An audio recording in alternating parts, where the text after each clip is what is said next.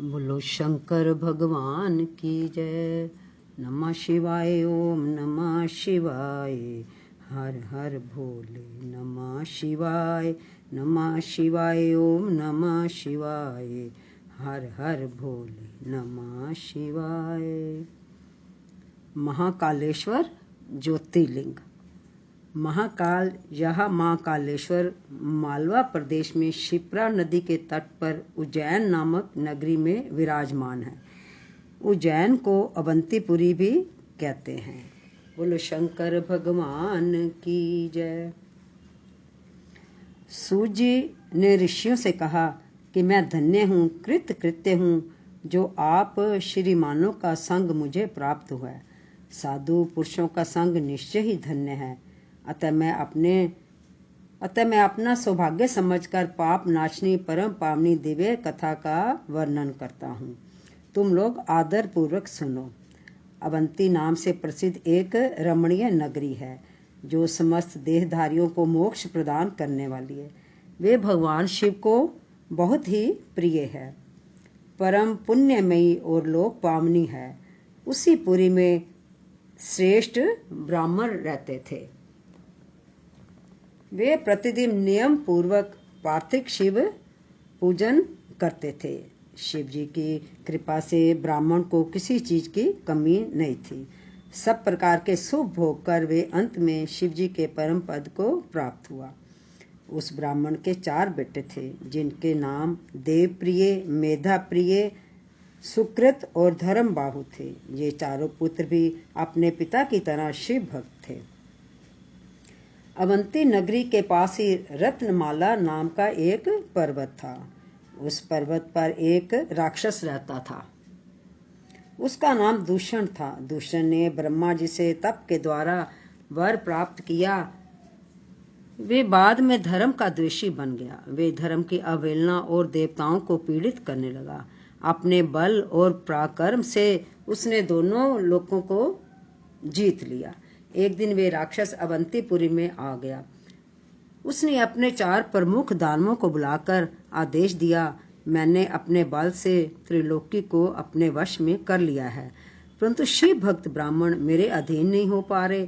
अतः तुम चारों समस्त ब्राह्मणों को एकत्र करो। उन्हें बताओ कि अब उन्हें मेरी आज्ञा के अनुसार ही चलना होगा, नहीं तो उन्हें दंड देकर मेरी शरण में लाओ। वे चारों दानव दूर दूर तक उपद्रव मचाने लगे। प्रजाजन दुखी होने लगे, परंतु ब्राह्मणों पर उनका कोई प्रभाव नहीं पड़ा। प्रजा के लोग ब्राह्मणों के पास जाकर प्रार्थना करने लगे। प्रजाजन ब्राह्मणों से बोले, हम आपकी शरण में हैं। ना मालूम ये दानव दुराचारी कहाँ से आकर उपद्रव मचा रहे हैं। इन्होंने बहुत से मनुष्यों को मौत के घाट उतार दिया है। आप हमारी रक्षा करो। ब्राह्मण बोले, हमारे पास ना तो कोई अस्त्र शस्त्र है और ना कोई बल पराक्रम है जो हम इन दैत्यों का नाश कर सके। हम सब ब्राह्मण तो भगवान भोलेनाथ का आश्रय लेकर ही यहाँ रह रहे हैं। वे ही हमारी रक्षा करते रहे हैं। इतना कहकर सब ब्राह्मण नियम पूर्वक शिवजी का पूजन करने में लग गए। इतने में चारों दैत्य वहां आ गए। वे सभी नगर निवासियों तथा ब्राह्मणों को देखकर बोले, इन सबको पकड़ लो और मारो। परंतु शिव भक्त ब्राह्मण निर्भय होकर शिव पूजन में लगे रहे। परंतु प्रजाजन डरकर भागने लगे। दानवगण जैसे ही ब्राह्मणों को पकड़ने के लिए आगे बढ़े तो ही पार्थिव शिवलिंग के नीचे की भूमि भीषण आवाज के साथ फट गई।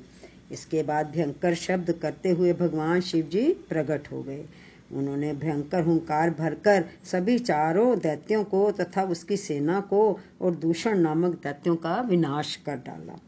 भगवान शिव जी के इस अद्भुत चरित्र को देखकर सभी मुनिगण तथा देवता प्रसन्न हुए।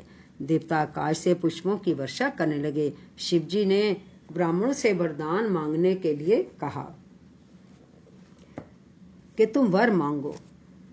उनकी वे बात सुनकर वे सब ब्राह्मण हाथ जोड़कर भक्ति भाव से भली भांति प्रणाम करके नतमस्तक हो बोले।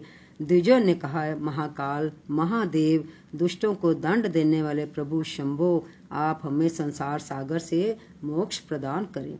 शिव आप जन साधारण की रक्षा के लिए सदा यहीं रहें। प्रभु शंभो, अपना दर्शन करने वाले मनुष्यों का आप सदा ही उद्धार करें।